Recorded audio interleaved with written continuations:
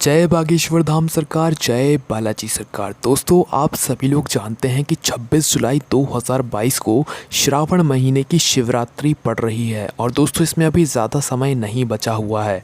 दोस्तों, इस दिन आप एक ऐसा उपाय कर सकते हैं भगवान शिव को प्रसन्न करने का, जिस उपाय को करने से भगवान आपकी मनोकामना पूर्ण करेंगे। आपको जो भी समस्या चल रही हो, जो भी आपकी परेशानी हो, वो आप भगवान शिव से बोल सकते हैं।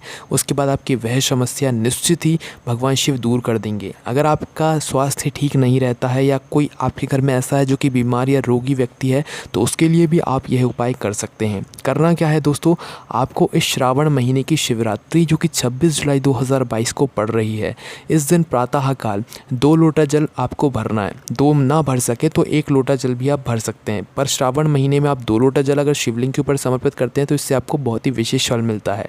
तो 2 लोटा जल आपको भर लेना है। कहाँ से भरना है? अपने घर के परिंदे से, जहाँ से आप अपना पीने का पानी भरते हो या आपका जो मटका रखा हुआ हो पीने का, उसमें से आपको 2 लोटा जल भर लेना है या 2 पात्रों में जल भर लेना है। 2 लोटा नहीं भरना चाहते तो 1 लोटा भर लो और एक कटोरी ले लो, उसमें भी जल भर लो और उस कटोरी को उसी लोटे के ऊपर रख लो। ठीक है, मतलब 2 पात्रों में आपको जल भरना है।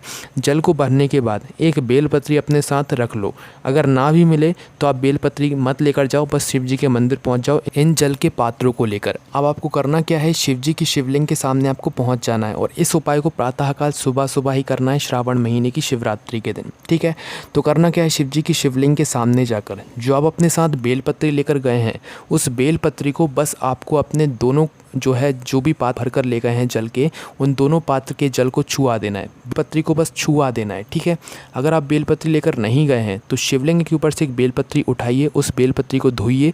धोने के बाद उसी बेलपत्री को अपने जल के पात्रों से छुआ लीजिए। जल के पात्रों से कहने का मतलब है कि आपके पात्र के अंदर जो जल भरा हुआ है उस जल से थोड़ा सा छुआ लीजिए।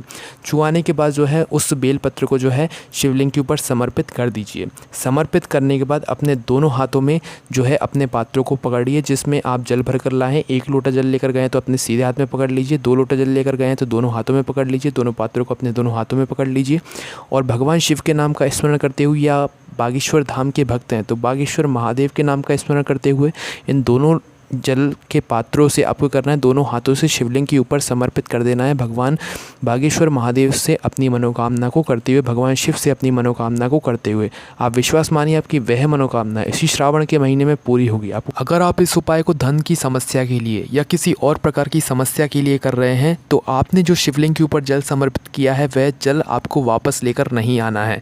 पर अगर आप लोग किसी रोगी व्यक्ति के लिए इस उपाय को कर रहे हैं, कोई घर में व्यक्ति बीमार रहता है उसके लिए आप ये उपाय कर रहे हैं, या खुद के लिए ये उपाय कर रहे हैं, आपके शरीर में आपको कोई कष्ट है, तो उस जगह पर आपने जो जल शिवलिंग के ऊपर समर्पित किया है, थोड़ा सा जल अपने उसी कलश के अंदर जलाधारी से झेल कर लेकर आ जाना है। जो जलाधारी से जल गिर रहा होगा उसमें से थोड़ा सा जल लेकर आ जाना है। अपने घर आकर उस जल का आपको आचमन करना है। कोई भी समस्या आती है तो कमेंट करके पूछ सकते हैं। ये श्रावण महीने की शिवरात्रि है, बहुत ही विशेष है। जय बागेश्वर धाम सरकार, जय बालाजी सरकार।